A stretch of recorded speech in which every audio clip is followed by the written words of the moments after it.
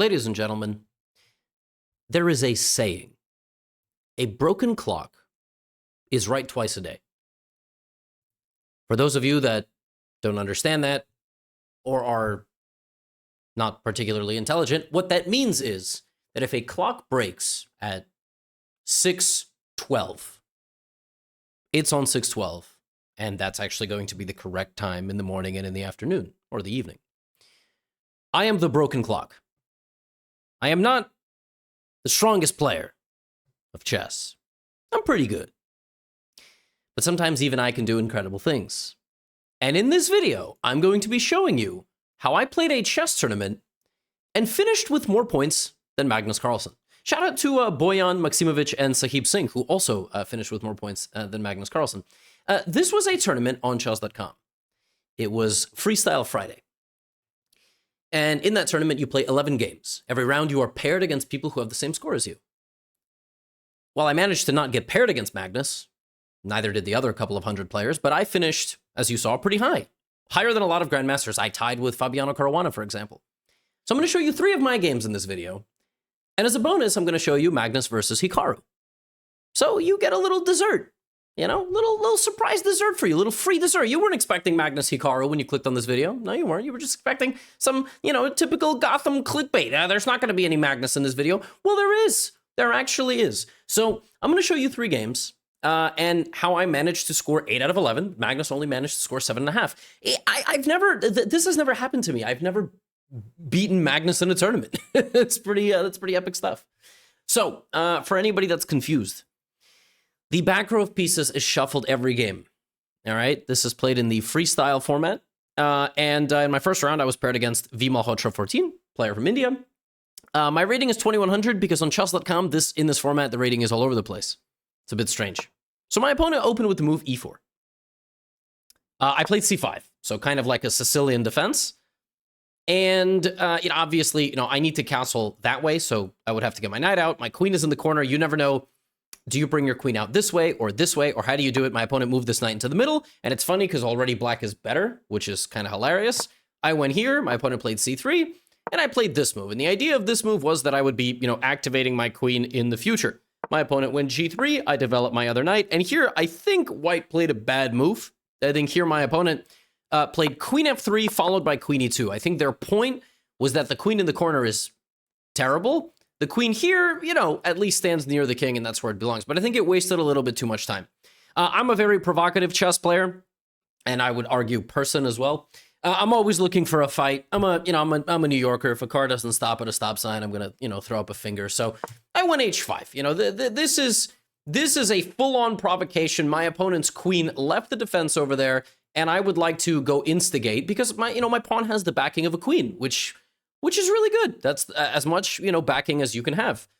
Now, here's something funny happened. My opponent went knight f3, and it's quite obvious that they want to set up castle. So I played a funny move here. I played bishop to h3. And the point of this move is that I'm attacking the rook, but actually, I don't even think you can castle here. It's illegal because your king would be moving through a check. So when I saw this move, I thought, oh, white has to play, a rook move, which they did, and now white can't castle anymore. So in this format, because of the obscure placement of the pieces, when I played this move, I was very happy with myself. But right after I played it, I realized there is a very good move here for my opponent. Danger levels. My opponent can ignore the threat on the rook and instead play queen here, targeting my weak pawn and my knight. And I can't castle because my rook is blocked by the bishop. Luckily, my opponent didn't see that because that's life. I went here and I prepared long castling. Opponent went knight d5. Now, here's an interesting point about this position. You'll notice white cannot castle. White is also at least 4 moves away from castling that way. Moving the bishop, moving the pawn, moving the bishop, and then castling, which gives me the element of time, which is why in this position, I was more than happy to give away my dark-scored bishop like this. I was more than happy. Why? Because white is losing time. White spent a move going here, a move going here, and a move going there. Meanwhile, I've developed almost all of my pieces. White is still 4 moves away from castling. And since white is 4 moves away from castling, we can now begin to put some pressure. I am pinning the knight to the queen, and I'd like to play knight e5. Knight e5 wins the game on the spot. PP on the PP, put pressure on the pin piece, which is why, white has to play a move like queen to e3. And so now an instructive moment. You know, again, white is going to play bishop, bishop, castle. White is 3 moves away from castling. What is the best move for black? Let's see if you're paying attention. Got a position like this on the board in front of you. I understood the assignment here. You know, I was like, my opponent's king is in the center. What do you have to do here? Look for a pawn break in the center. I'm currently writing my second book. And in my second book, this is one of the elements, right? It's the element of time. It's the element of your opponent hasn't castled yet, so we have to open up the position. Pawn to d5 is a pawn break. The resulting position will open up my rook. If the pawn takes the pawn, I'm going to take with the knight, maybe even take with the rook. And if e5, I have a very nice little idea, which is to take the knight. And if pawn takes, I take with the queen and I defend my bishop. That's exactly what happens. Queen f4. I move my king more aggressively here. I could have gone to the back rank. I also could have played e5. I just couldn't stop myself from moving the king out to b6. It's such a ridiculous looking move, but you know, we got to go for it. Now I take, and now even if you take my bishop, I take the pawn, and if you take my knight, I take with the queen, defended by the pawn, defending my bishop. All of that happened. So the resulting position after the pawn break is I'm up a pawn, and my opponent's king is stranded in the center of the board. Now black has to convert this position, all right? Black is much better. According to the computer, black is completely winning. So how do we do this, right? So opponent goes here, trying to set a little trap that if I, you know, take with the knight, utilizing this pin, they will just move out of the way, and now I am stuck in this pin. So I went for a bishop trade. I traded the light squared bishops. I repositioned my knight to a more powerful square, where it threatens 3 things instead of 2. And now we trade into a totally winning endgame. We play g5 to force the bishop back. We give a check.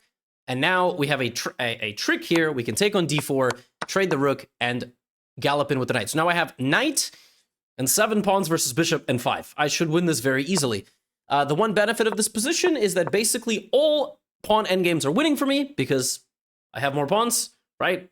Simple math. Now I'm up 3 pawns. And now we have many ways to win this, but the simplest by far is invest in your greatest asset. King c5. And when here, king c4. And the point is, I'm literally just going to walk the pawn up the board. d4. My opponent here didn't resign the game. So I did what any normal person would do in this position, is promote 2 queens and give ladder mate, or promote a bishop, and then stop the pass pawn, and then promote a rook, and then, you know, win a couple more pawns and probably promote another bishop. Or your opponent just resigns. My opponent knew that I would literally promote to every piece. I want all my pieces back. I want all my pieces back. What am I actually supposed to do there? Of course, you make a queen. You can just mate with 1 queen, but 2 queens is, you know, ladder mate, a little bit easier. So that was a fun game. I felt like I understood that position quite well. This game was complete nonsense. This was the last game of the tournament, also kind of complete nonsense. Me and Individuum have quite the budding rivalry. We basically play every week. What's our record? I have 11 wins and he has 6. So there you go. Yeah, and then of course, like I told you, I would end with Hikaru versus Magnus Carlsen. So the appetizer was served. Now you have, you know, your soup, and then we have the main course, and then we have a dessert. So this position totally different than the first one. I can castle this way if I move the bishop. Castling that way is going to be kind of far-fetched. Opponent opens the bishop, so do I. Knight c3, knight c6. And this is the position after the first few moves. Knight goes to c2, and I played f5. f5 is a little bit too provocative. In general, you don't really want to leave a pawn unprotected. It was probably better to play f6, but I played f5, and then I brought my queen out like this. I mean, I played in a very, very provocative fashion. An opponent made a nice pawn break in the center of the board, and that led to this position. Here, white is just comfortably better. White has 2 powerful bishops. White has a, you know, pretty strong pawn structure. In general, pawn diagonals like this are very nice. And, you know, I thought I would move my bishop and castle and maybe fight back, but in this format, you really can't, you know, you can't be too aggressive too quickly because you struggle to actually fully coordinate your pieces. That's ultimately what happens. So the bishop went back to f2, and of course, I am just worse. Like, white does have a better position. He immediately tries to capitalize, and I play knight c7, and I completely blunder. Like, here, you know, if you've ever watched mixed martial arts or boxing, here my opponent catches me with an uppercut. Queen b4 check. The queen from the traditional king square out to b4. Knight is going to protect the infiltration. I thought I'm just getting mated. I literally do not have a way to interfere with this check. When queen b4 happened, I really felt like I just like I got dropped by a punch. I was like, oh my God.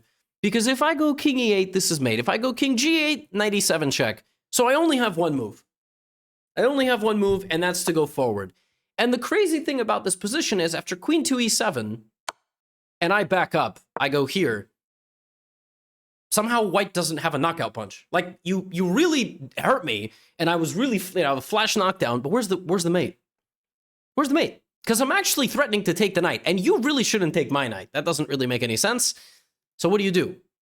Not so easy. And by the way, opponent didn't find the knockout. He ended up leaving my position. I immediately pushed the knight backwards again, and then I went knight to d5 and tried to be aggressive. Now, the funny thing about knight to d5 is it's a total bluff. He can take, my rook gets in, my rook's attacking everything, but it's actually, I should have went knight e8 and tried to trap the queen, but opponent bought my bluff, and then I repositioned my knight, and suddenly I'm doing fine. Not only am I doing fine in this position, I'm winning. Out of nowhere, my opponent completely blunders, misevaluates the position, and is now losing the game. It's not really easy to understand why I have to find pawn to e4. I don't really get that move, but I get it in retrospect. The point is that I play e4, and I clear out, this move, and then I'm going to get to the king. Instead, I went king f7. I only had 20 seconds, so I was like, okay, I'm going to bring my rook, I'm going to tuck my king back, and it's like I castled, and I anticipated here that white would be castling this way as well. So with the, with the castle's position over there, and again, friendly reminder, if you're watching this and you're like, your opponent's 1600, not really. My opponent is probably like 2600 blitz, but the rating system has not updated on chess.com. So my opponent castled, and again, e4 is very powerful, not just because of this idea. e4 opens up the dark squared bishop. So the dark squared bishop in the future would look at that square with the queen. Instead of that, I went g5. I thought this was a relatively reasonable move. I just launched all the pawns. So a moment ago, it looked like I was getting mated. Just looked like I was dead to rights. I had absolutely nothing there. But suddenly, my opponent leaves the position, and I'm back with a powerful attack. Here I play a move that, even looking at it in retrospect, I should slap myself for. I played pawn takes e3. This is like the dumbest move I think I've ever played. I mean, the point of this move, in my mind, was I'm going to open the bishop. Like, I'm going to play e4 on the next move, or just in the future. I should have just kept attacking with the pawn. But again, this is what happens when you have 15 seconds on the clock. And now I'm losing again. So we go from losing to really losing to completely winning to a little bit winning to losing again. h6, opponent plays knight takes, king takes. I have 11 seconds, and I'm in a much worse position. An opponent goes here, and I'm never going to open up my dark squared bishop now. Never in a million years. This guy is completely stuck. So I'm like, all right, I just got to make moves or else I'm going to lose the game. And now I blunder immediately. I blunder bishop takes, rook takes, pawn to g4, which is just a fork that straight up wins the game. When I played bishop f5, I was ready to click the resign button, but I knew better than that. You don't resign until your opponent puts you away. He didn't. So then I immediately moved my queen out of forking position. I'm still much worse, and I only have 4 seconds on the clock. Opponent went here. I tried to trade the bishop. I tried to trade the bishop again. And now I defended myself, but I have the worst dark squared bishop of all time. I am just in a terrible position, and the only reason I'm not losing on time is because there is a bonus time every single move. Now opponent makes the trade. Rook d1. I play bishop c7. I play rook e8. I got nothing here. I mean, I am playing a totally defensive game. Opponent plays queen d5, but this gives me a little bit of hope because suddenly I'm in there with the pawns. Suddenly I'm in there. Opponent goes queen e4. Now we take on f3. He took with check. I went king g6, and he brought in the rook. When this happened, I was like, oh, I'm definitely losing here. My king has no close. No close at all. Running around the board. I played king f7 here running away. He went here, and suddenly I'm like, wait a minute. Do I have an attack? Because this whole time I thought I was losing. So now this is a problem, right? Like, this is a problem for me because it blocks and it opens things up, but the opponent goes here. And suddenly I'm winning. Why? Because I can play bishop d8. The queen is under attack, and it can no longer defend the rook, and there's no check. But I only have 4 seconds, so I go here, which is a terrible move. He goes queen h6. I block. He runs away, and I play rook h8. So now I have the threat of queen h3, which threatens 2 checkmates at the same time and should win me the game.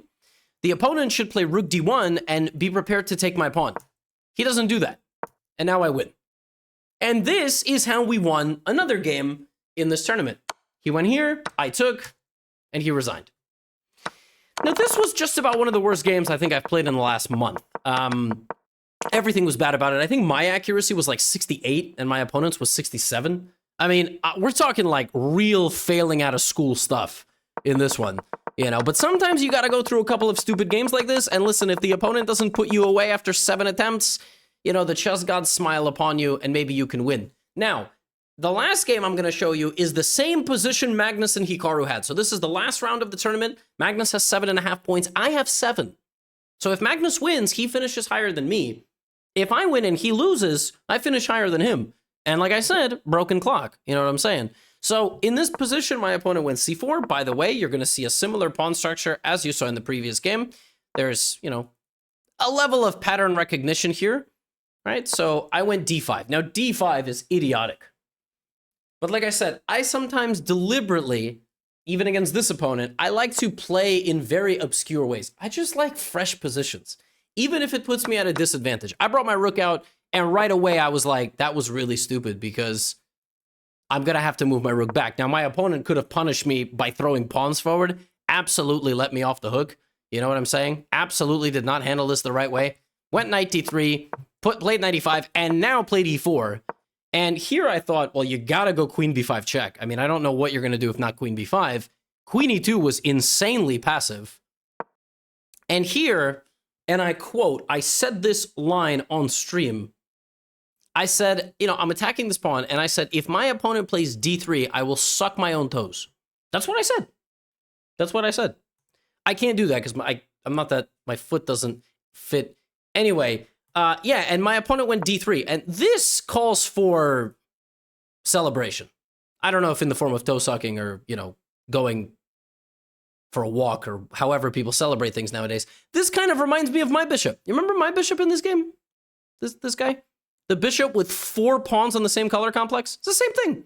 Literally. All he can do is go forward and back. It's terrible. So what did I do? I immediately castled, and I traded, and then I played the move e5, and I closed the position. So now my opponent has a bishop stuck, a bishop kind of stuck, and I'm going to go knight h5, knight f4, or I'm going to play knight e8, knight c7, knight e6, knight d4. I'm going to put my knight on that square. It's crazy that the knight takes 4 moves to get there, which is just unbelievable. And in the future, we will start an attack, okay? Opponent went knight e1. Obviously, the idea is to go boop, boop, boop, somewhere like this.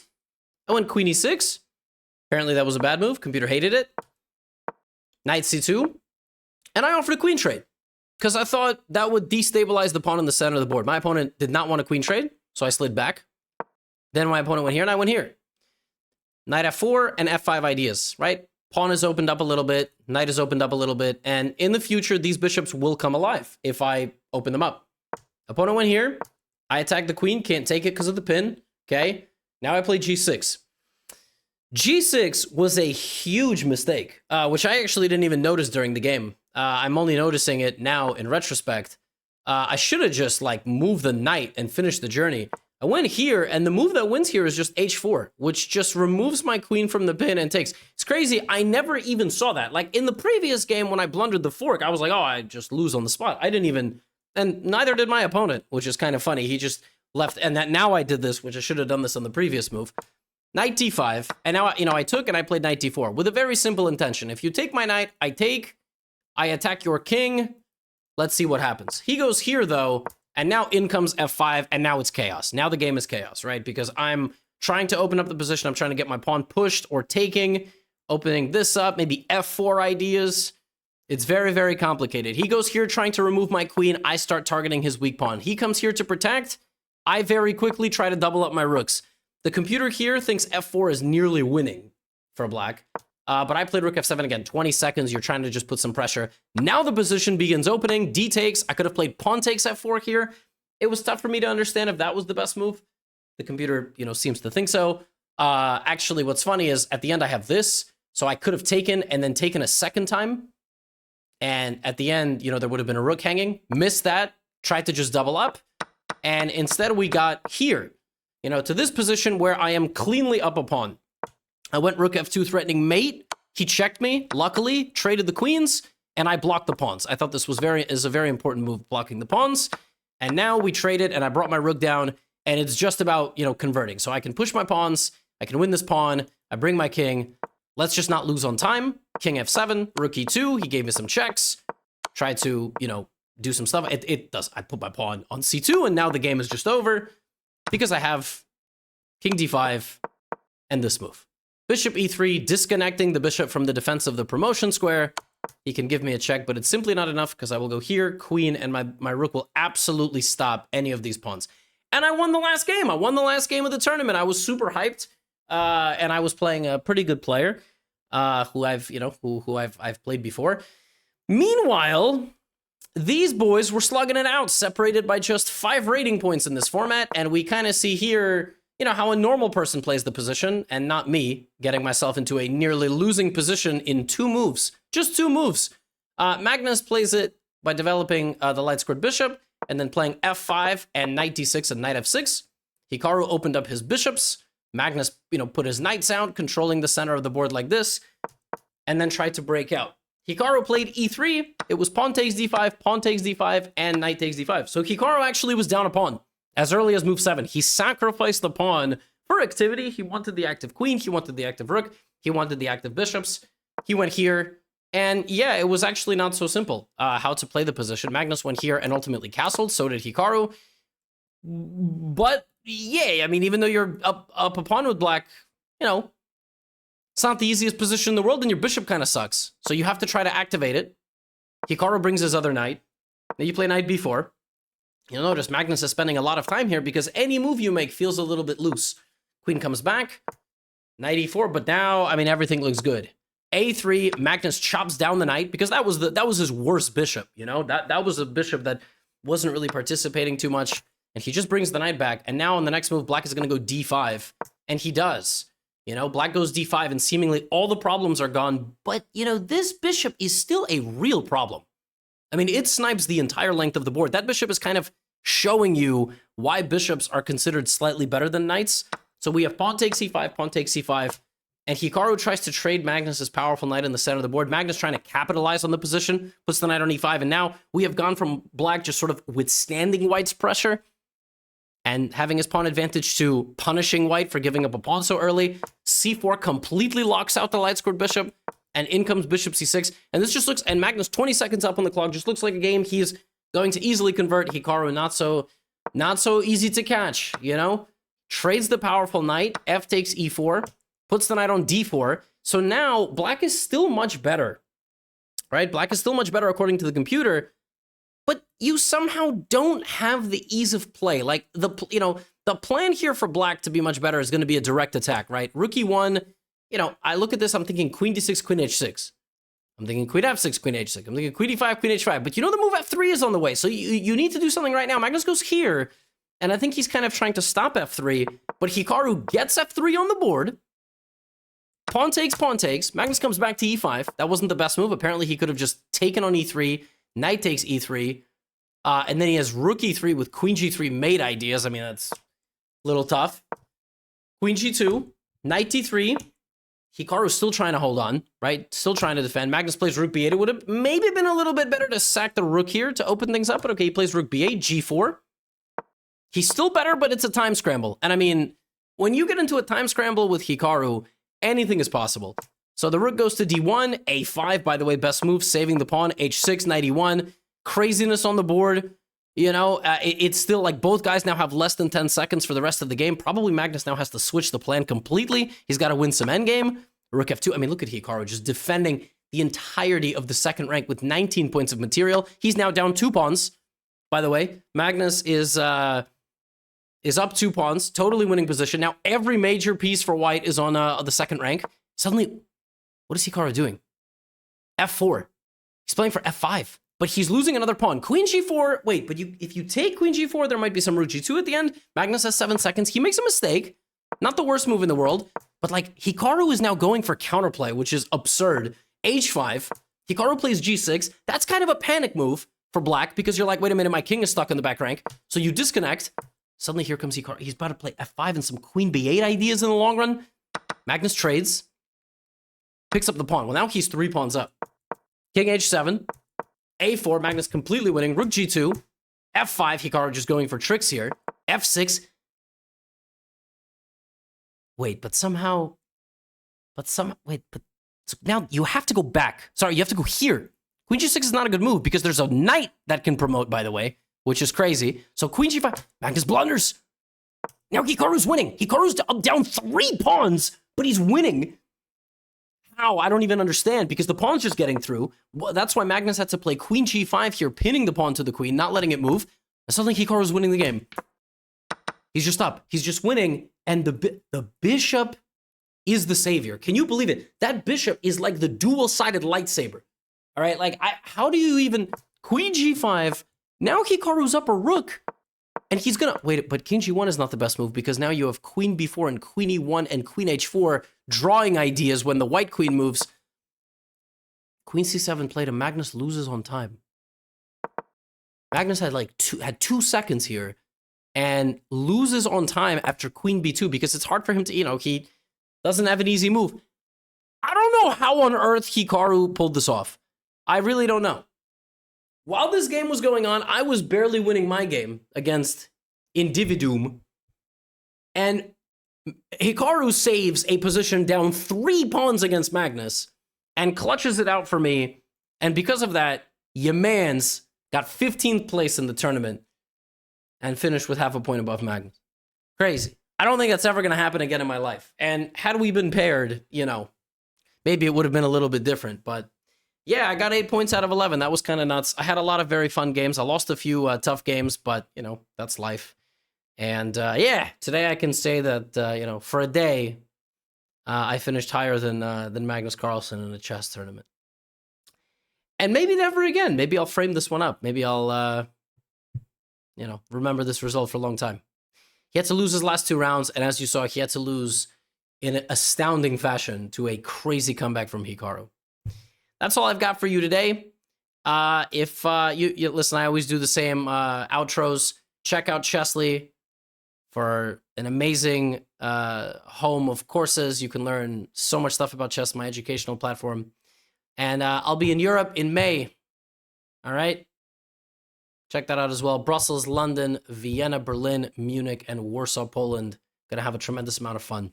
See you there, and see you in the next video. Get out of here.